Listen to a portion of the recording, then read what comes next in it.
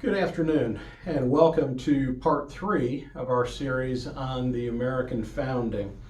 We're going to enter a new series of subjects today. We're going to talk about the French and Indian War, and eventually we'll get to the American Revolution itself. Let's begin with the French and Indian War. And it's important to understand the French and Indian War is called such because it was named by the victors, by the British. French and Indian War is the French and Indians fighting on one side against the British and the American colonists on the other. The French and Indian War takes place between 1756 and 1763. By the middle of the 18th century, the French and the English had become dominant in North America. In 1756, the two European powers went to war to determine who would control the New World. While the British won the French and Indian War and secured control of many of the new territories in North America, the victory carried with it substantial costs. First, this war led to an expensive Indian uprising under Chief Pontiac. Second, this war saddled Great Britain with a huge war debt that they sought to retire by directly taxing the American colonies for the first time. And third, by establishing the Appalachian Mountains as the official western border, the French and Indian War alienated settlers beyond that border and helped to forge a common opposition to British rule between rough Westerners and East Coast merchants and elites. Let's shift our focus to something that happens in the middle of the French and Indian War, and that's the ascension to the British throne of King George III. One of the key events that happened during the French and Indian War was, as I said, this ascension of a young 23-year-old to the throne of England. This happens in the year 1760. The third in line in the Hanoverian dynasty, George III was the first of these kings to speak English fluently. The Hanoverians had come to the throne of England in 1714 when Queen Anne died without an heir. The first two Georges spoke only German and took a very hands-off approach to the governing of their large kingdom. As a result, during the reigns of George I and George II, the power of the monarchy diminished. At the same time, the power of Parliament rose. George III was very different from his predecessors in that he was committed to reestablishing the power of the crown at the expense of Parliament. He was also committed to retiring the large debt brought on by the French and Indian War. To that end, George and Parliament sought to reestablish control over the American colonies in order to raise the revenue needed to retire this war debt. This was a marked change from Britain's former colonial policy that we've called salutary neglect, allowing the colonies to basically govern themselves. The young king sought to reverse this policy and bring the colonies back under the direct control of the crown. To this end, Parliament passed one of its first major acts aimed at reasserting their power in the colonies. This was the Tea Act. While it represented a relatively small tax on imported tea, the king believed this act would serve two purposes. First, the Tea Act would provide desperately needed revenue to the crown. Remember the large debt. Second, it would signal to the colonies that this king intended to take a more active role in their governance. The colonists hated the idea that George III was seeking to tax them without their permission. Angry rebels took action in December of 1773. Dressed as Indians, they boarded a British ship and dumped 368 crates of British tea into the Boston Harbor. This was, of course, known as the Boston Tea Party. Now, when he heard about this act of rebellion, the king was furious. George III acted quickly, targeting the city of Boston for punishment with the so-called intolerable or coercive acts. These punitive measures did several things. First, they closed Boston Harbor. That had huge economic reverberations all throughout the Northeast. Second, the coercive acts annulled the Massachusetts Charter, the founding document of this colony. Third, it provided for British soldiers accused of crimes to be tried not in American courts, but rather in British courts. And finally, the coercive acts transferred land between the Ohio and Mississippi rivers to the control of Quebec, putting them under direct control of the British Crown. Again, this is a move away from the colonists governing themselves, a move away from salutary neglect. Now, the most controversial act passed by Parliament was actually passed 8 years earlier. This is the Stamp Act of 1765. This act said that all colonial documents had to bear the paid stamp of the Crown in order to be considered legally valid.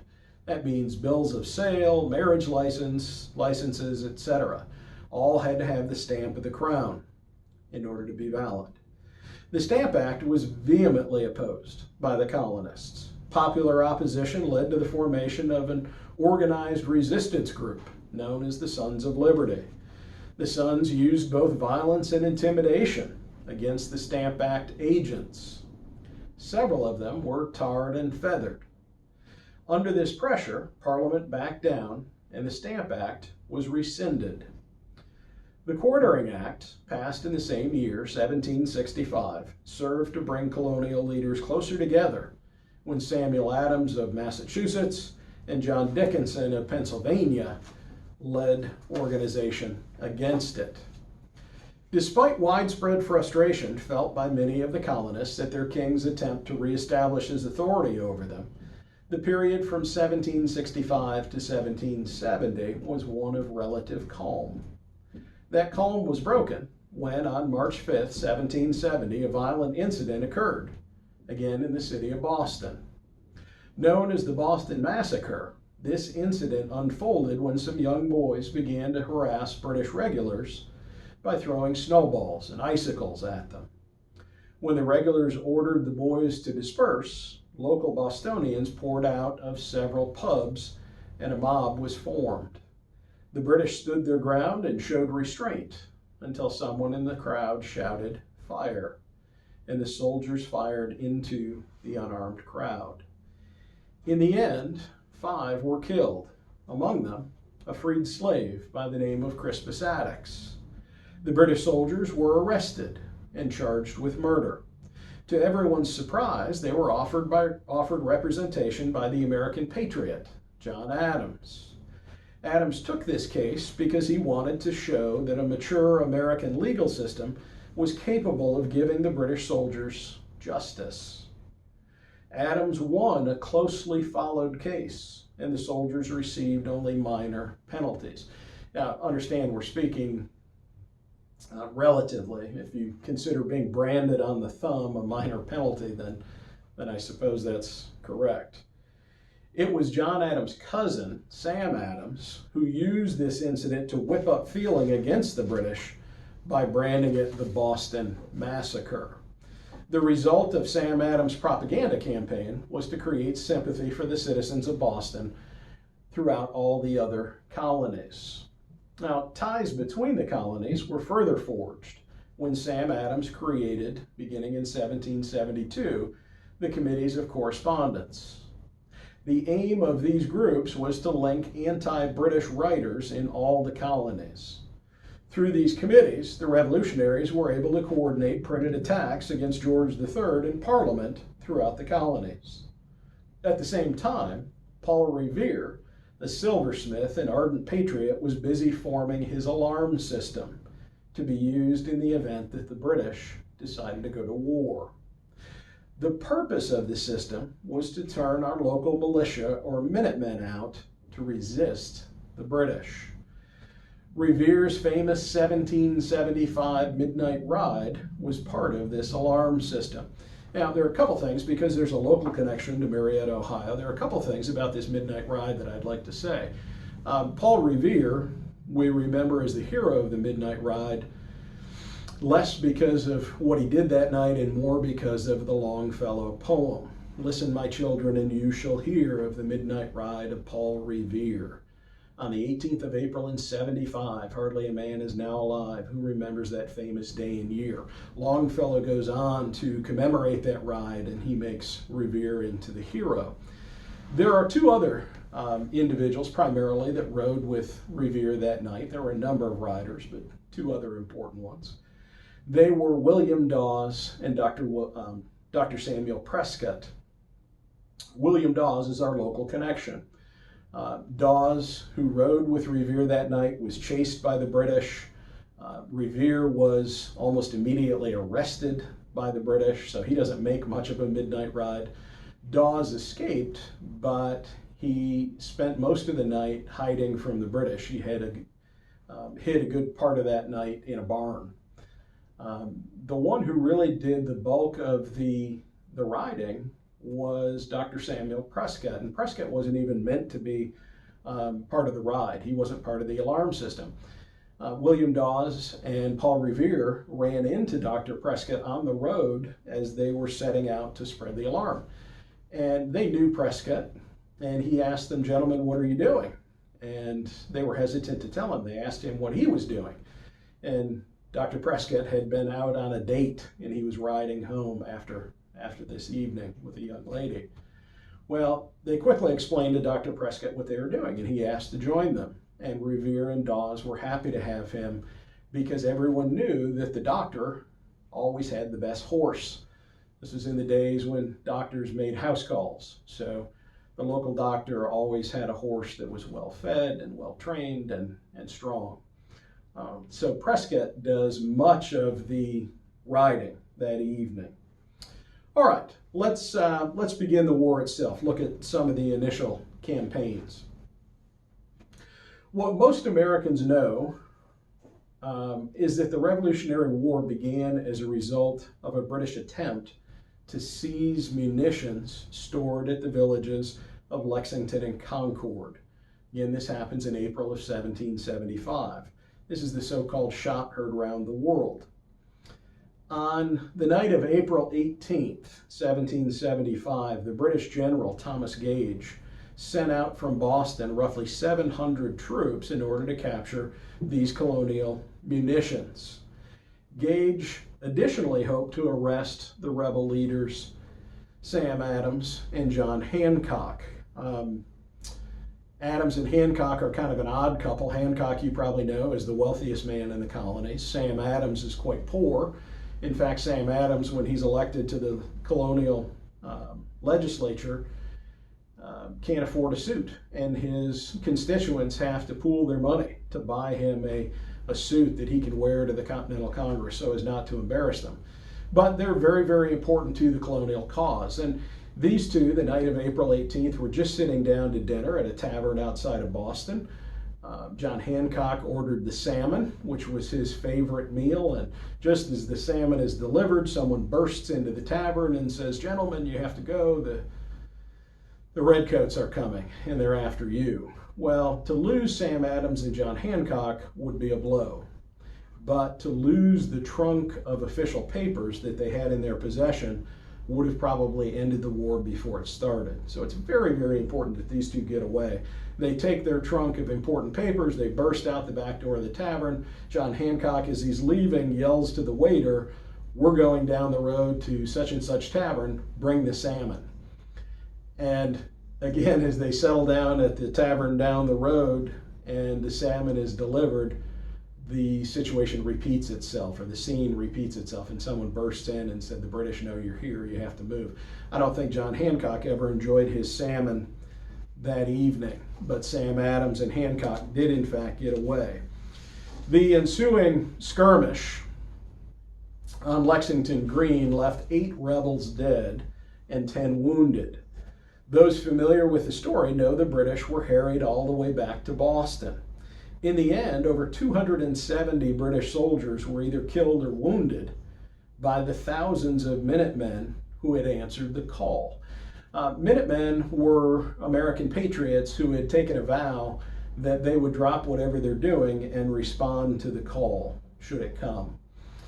One of those Minutemen was a local reverend by the name of John Peter Muhlenberg.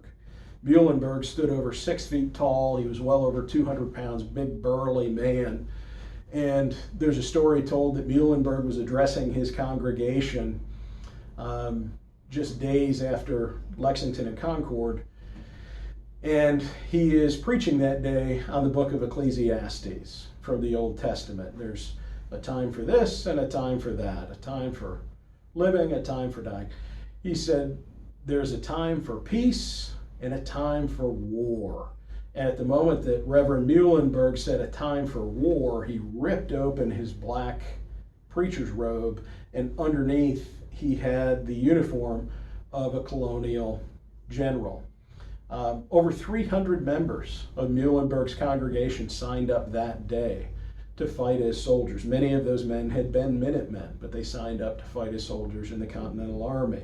So these are the patriots who at a moment's notice answer the call and come out against the British. Clearly at war now, after Lexington Green, clearly at war now with England after the events of Lexington and Concord, Congress appointed George Washington as Commander-in-Chief of the Army in May of 1775. For their part, the British expected the uprising to end in a rout, as they had both the best army and the best navy in the world. Why wouldn't they win? They're fighting against these disorganized rabble, these American colonials. In addition, the British had 3 outstanding generals: William Howe, Gentleman Johnny Burgoyne, and Lord Charles Cornwallis. Instead of quick victory, however, the British found that they faced several distinct advantages that were going to make this a very, very difficult war. I'd like to end this section by quickly going through those disadvantages so we can begin to answer this question: how do the colonies defeat the British? The first disadvantage was that the British had to operate almost exclusively in hostile territory. There were supporters amongst the American colonials. They were called Tories, but they were a distinct minority. So the British Army is operating in hostile territory. Second, command of the sea made little difference, as most of this war would be fought on land. So the fact that the British have the best navy in the world doesn't really matter. Third, no single port offered a strategic center from which the British could attack. So the British could take ports all up and down the East Coast, and they did, but none of them was so important that it hampered the American war effort to the extent that they had to surrender. Fourth, British officers had never learned to fight a frontier war. American Minutemen knew how to fight like the Indians. They knew how to fight a frontier war. They didn't do what the British did. They didn't go to the middle of an open field and line up and announce their presence with bugles. They stood behind trees and rocks. They hit and they ran. They fought unfairly in the eyes of the British, but they fought strategically. Fifth, the largest Indian confederation in North America, this is the Iroquois Nation, refused to join the British after intimating that they might originally be willing to do so. The British had counted on the fact that the Iroquois Nation were going to fight with them against the American colonists. The Iroquois declared themselves neutral, and that was a blow to the British. Remember, the British always have difficulty getting enough troops to North America because they're fighting in Europe as well. Sixth, British commanders had to report to England before making even mundane decisions. And this is usually at least a 6-week process, right? The message has to go to London, it has to be studied, a decision is made, it comes back to North America. This makes the British Army very, very cumbersome and slow moving. This meant that weeks passed while commanders waited for their superior's blessing on even the most mundane decisions. Finally, lastly, and most importantly, the French enter the war on the American side in 1778. Hopefully, this gives us a little bit of an understanding as to how these 13 disparate colonies can ever defeat the most powerful military nation in the world. We're going to pick up next time, lecture number 4, with the opening campaigns of the war. Thanks a lot.